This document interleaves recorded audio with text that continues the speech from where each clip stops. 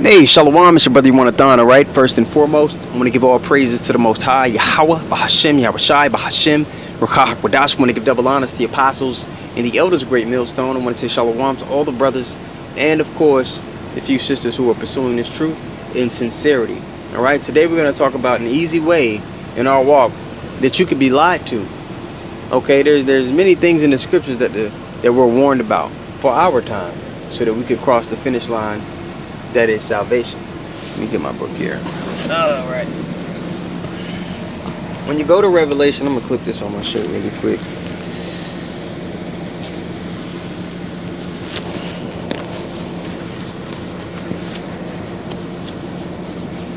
Bear with me, guys.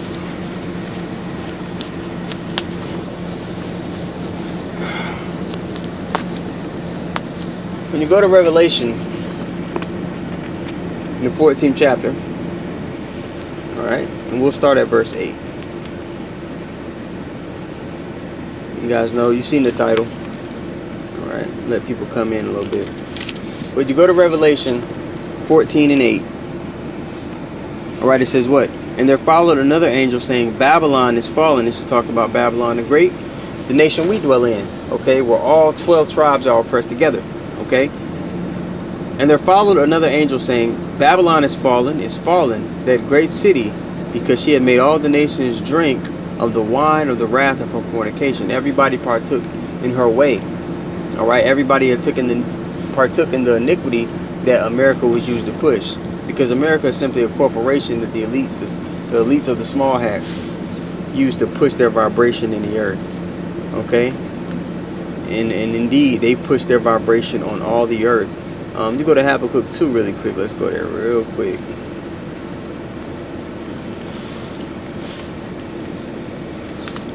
Bear with me, guys, while I get it.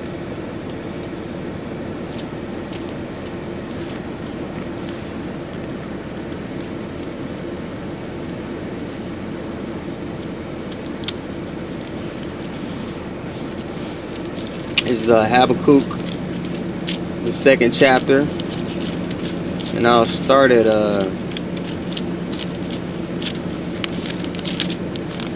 verse 4.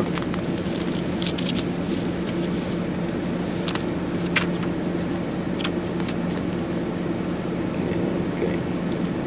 Got a couple people coming. Hey, Shalom, the brother from Orlando, man. Zaria, man. I'm gonna have to get back out there. See my people. See our brothers first and foremost. Okay. This Habakkuk 2 and verse 4 reads. It says, therefore, nope, that's 1.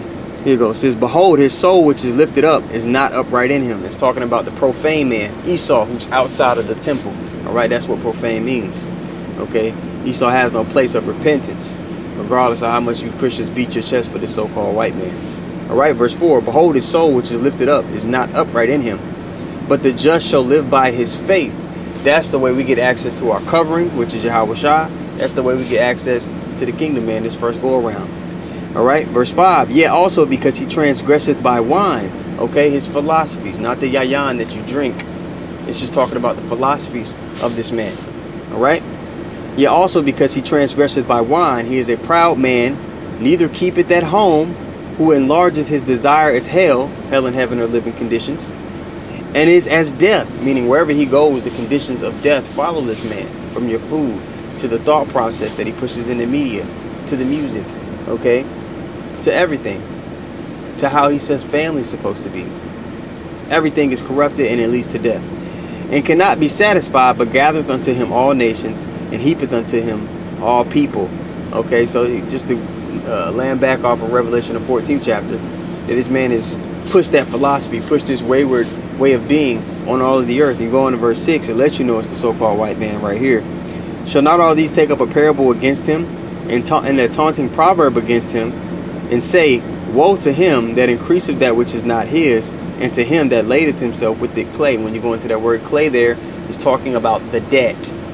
Okay, there's one nation of people who's got on top and ruled by way of this system of debt. Everybody being in this debt that they can never pay back.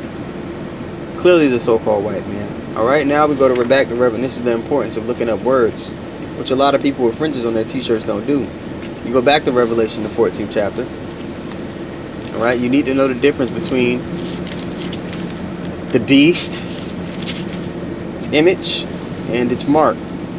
Because if you don't, and you're not sure on there's a clear distinction between the three, you can be lied to and led astray. And if that's your lot, man, it's simply your lot. Okay? Now this is Revelation 14:8 again. It says, "And there followed another angel saying, Babylon is fallen, that great city, because she hath made all the nations drink of her wine." Now for the people that are new, you know what that is. "Of the wrath of her fornication," spiritual fornication. "And the third angel followed them, saying with a loud voice, If any man worship the beast," now the beast is this conglomerate of nations, okay, NATO, the EU, the elite bankers and upward, that legislate, you know, that have the power to legislate all the bullshit that they want to push. You know, all these nations. All right, that's the beast itself. And when you talk about, you know, how the scriptures use the word beast, even, it's going into a man that's completely given over into his flesh, okay, to be without order. And shit, animals have order, but somebody that's completely guided by the desires of their flesh is beastly, okay. And Esau Edom is a beast-like man. All right, going on. Verse 9, "And the third angel followed them, saying with a loud voice, If any man worship the beast and his image."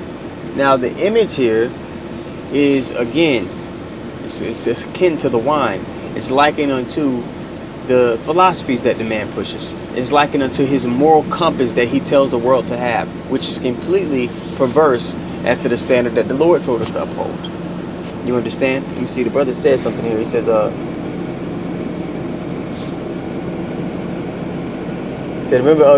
Salakio.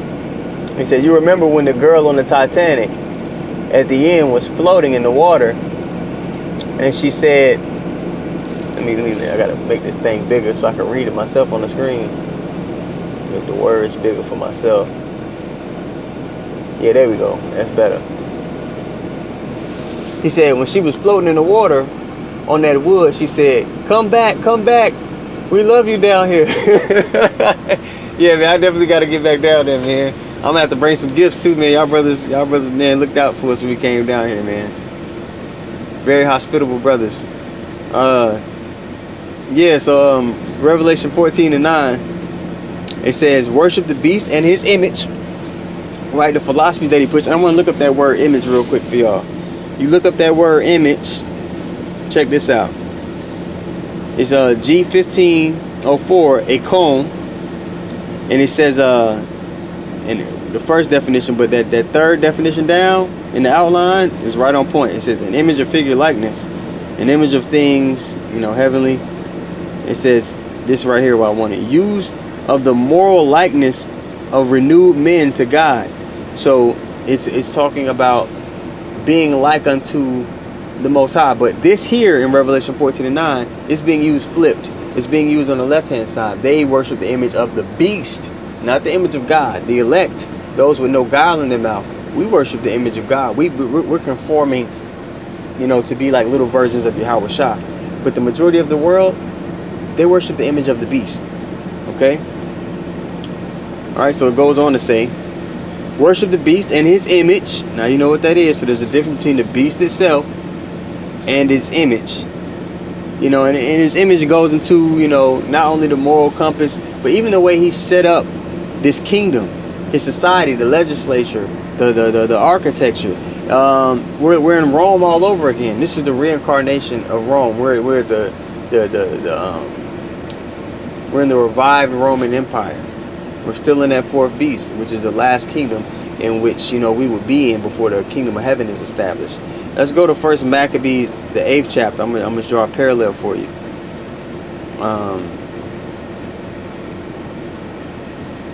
It's, yeah, like 13. It says, also that whom they would help to a kingdom, those reign, whom again they would displace finally, that they were greatly exalted.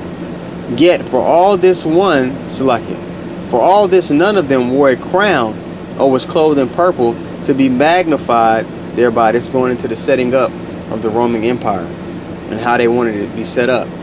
First Maccabees 8 and 15. Moreover, how they had made for themselves a Senate house, same as America. See these parallels. Moreover, how they had made for themselves a Senate house, wherein 320 men sat in council daily.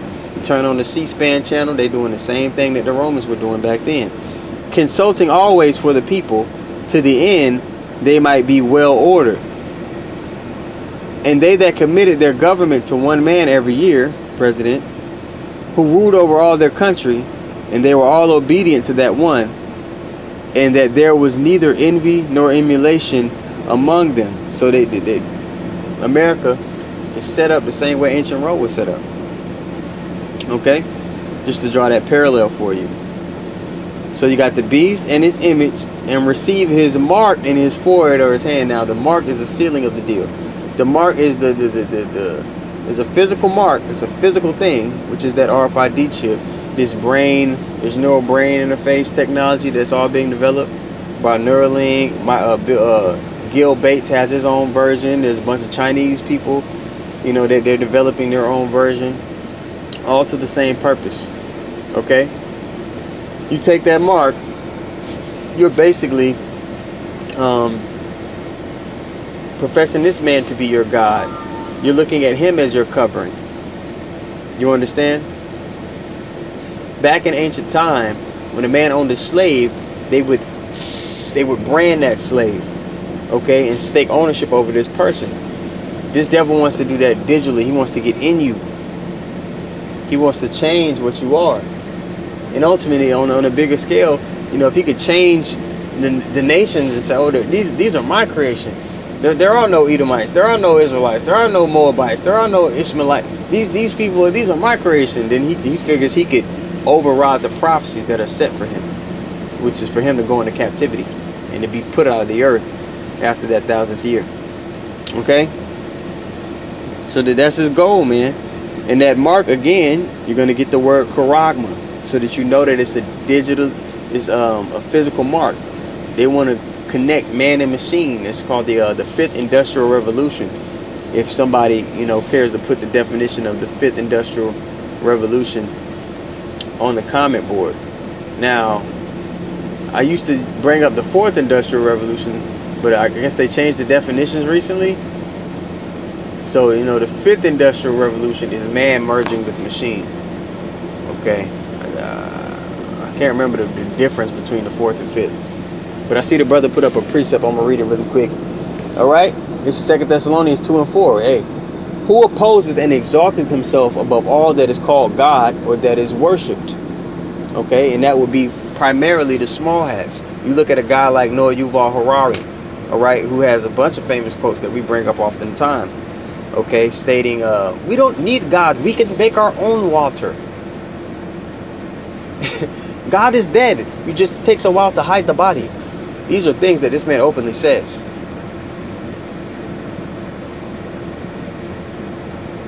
They openly declare war against the Most High. And there's a recompense for it. I'm going to finish this precept here. 2 Thessalonians 2 and 4. Who opposeth and exalteth himself above all that is called God or that is worshipped, so that he as God sitteth in the temple of God, showing himself that he is God. He has this God complex. He's trying to usurp the throne of the Most High. When you go down further in this chapter, in the 9th verse, it tells you that there's a people upon the earth whose coming is after the working of Satan. That's the small hats, man. The head tribe of the Edomites. You see? They're here today, and they're on their bullshit. Another quote from Noah Yuval Harari. He said, the tyrants of old didn't have the technology that we have today. Niggas openly telling you that they about to be on some bullshit. They about to be on some tyrannical shit. They're speaking as a dragon now, but they about to carry that shit out. And you need to know the difference between the beast itself, the image, and the mark, because they want you to receive that mark. And there's a lot of people out there who know they're Israelites who are teaching their congregations otherwise, that the mark is they're confusing the mark with the image, and then they'll go back and change the doctrine. It might be this, or it might be embargoes. For you to achieve your goal, which if you're in this walk, all our goal is the same, and that is to receive salvation, to be hid in the day of the Lord's anger, and to receive salvation, to be taken up when this kingdom is destroyed, and to see the downfall of our enemies, because we do have enemies, as the scriptures say.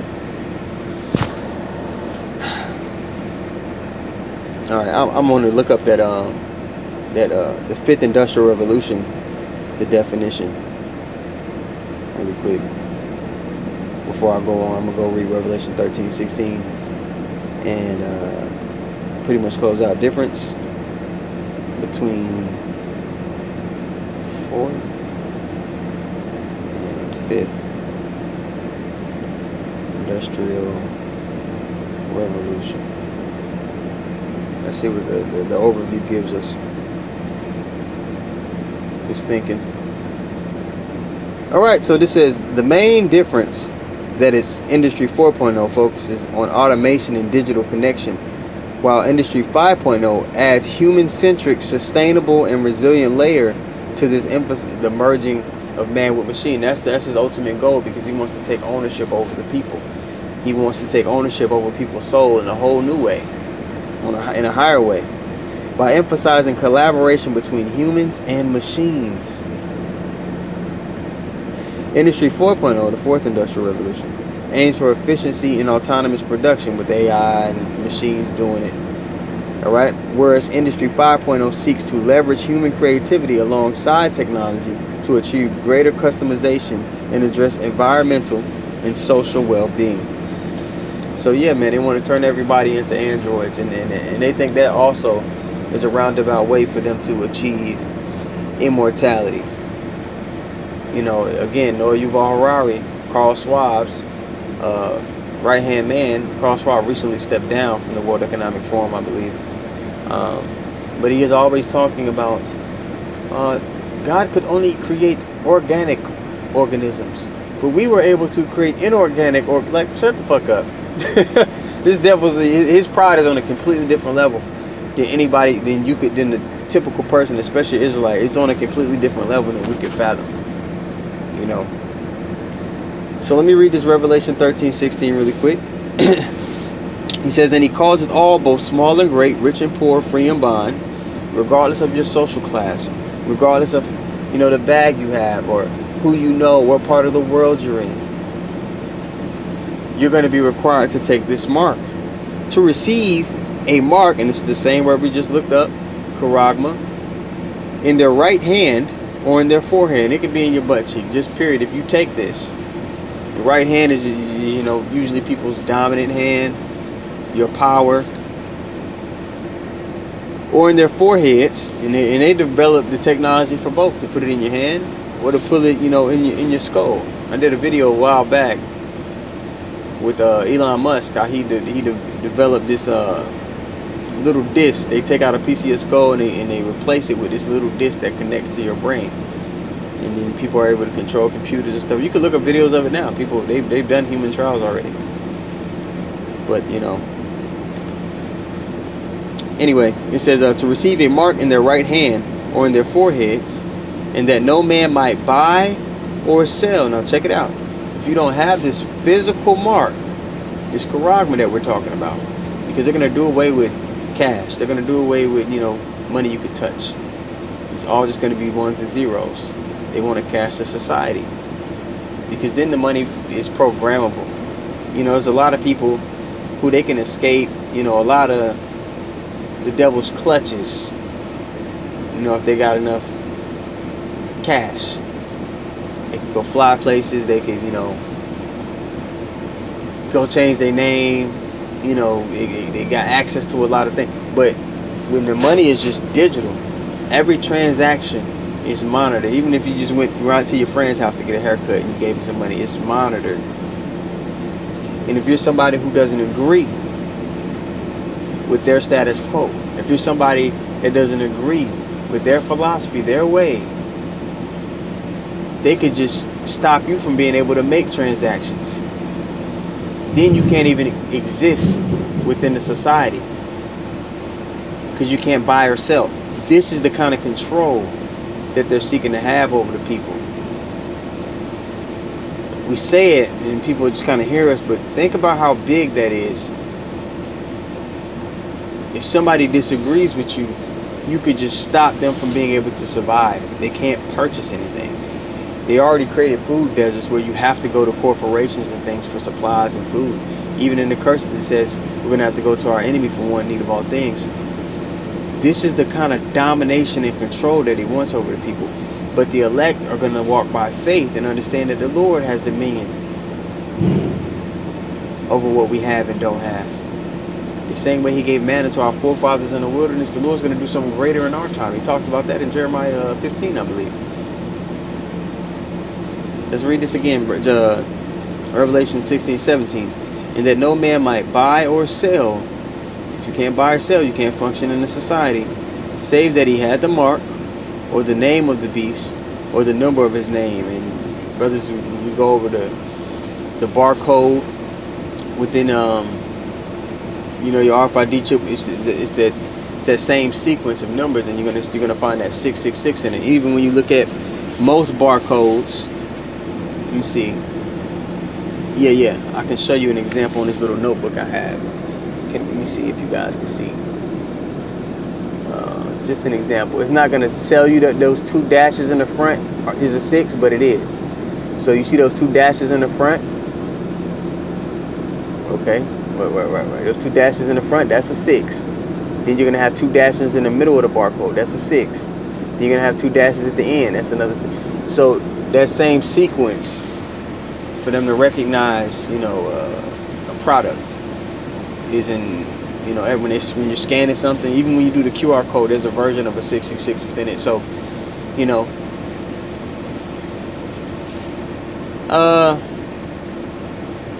yeah, man, just, you need to know the difference if you're gonna be able to see through the lie. This brother put up another precept. He said, Proverbs 29:26, many seek the ruler's favor, but every man's judgment cometh from the Lord. At the end of the day, if you can't get this, and it's your lot to take that mark, like the scripture saying in Proverbs 20:24, man's goings are of the Lord. You got people who's going to be seeking Esau's favor, but you got the elect who are going to be seeking the favor of Yahweh Shem Yahushua. He said, yeah, the people are conditioned through gradualism. Most things just eventually become okay to most of these people. There's a lot of shit that goes on in society and people know it goes on, but because it's been going on so long and because it's been, just talked about in passing and nobody does anything, nobody stands up, people become okay with it. This is the thing. You look at most people, most normal people don't know shit about what's going on. People know that it's fucking evil going on, but they're complicit with it. And if you're complicit with evil, you're an accomplice. So when the Lord comes back, these people are accomplices to the crime. You can't really even trust, you can't look at people like they're just normal people. These people are complicit with evil.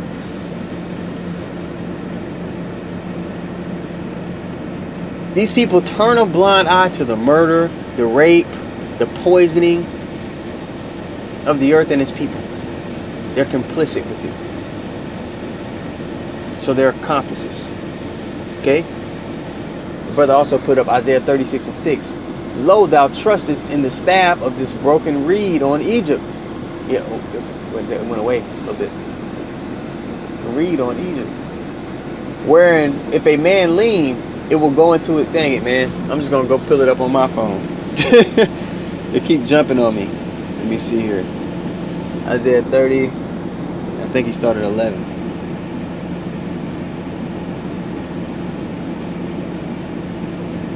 No, was it? He started at 12. Where did he start at? Where did we start at?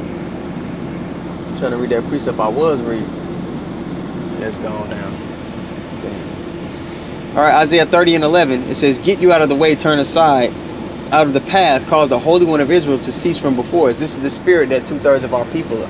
They don't want to abide by the standard that the Lord has given us in no way, shape, form, or fashion. Verse 12. It says, "Wherefore thus saith the Holy One of Israel, because ye despise this word, and trust in oppression and perverseness, and stay thereon," that, like I mentioned, like this is the water, beautiful precept. These people are accomplices to the evil that's taking place. Okay? "Perverseness and stay thereon, therefore this iniquity shall be to you as a breach ready to fall, swelling out in a high wall, whose breaking cometh suddenly, and at an instant." They're not going to be an escape. This mountain of sin that they've taken cover underneath. All right. Verse 13. "Therefore this iniquity shall be to you as it." Yeah, I read that. Now he put up Isaiah 36:6. Let's get that real quick.